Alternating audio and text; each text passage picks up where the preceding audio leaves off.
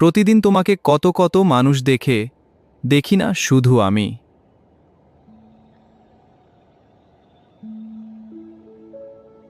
শহরের এক কোণে ছোট্ট একটা বারান্দায় প্রতিদিন বিকেলে দাঁড়িয়ে আকাশ দেখে নিলয়।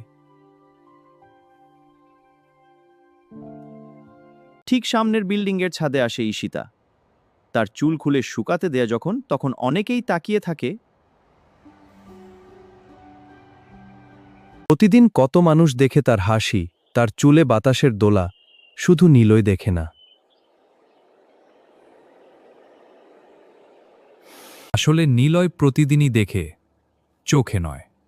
সে দেখে তার রেখে যাওয়া ছোট ছোট চিহ্নে। প্রতিদিন একই লাইন লেখে তারা ডায়েরিতে, প্রতিদিন তোমাকে কত কত মানুষ দেখে, দেখি না শুধু আমি।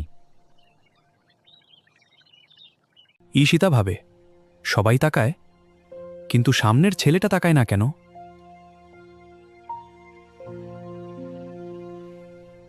কারণ সে চায় না ঈশিতাকে ভিড়ের চোখে দেখতে।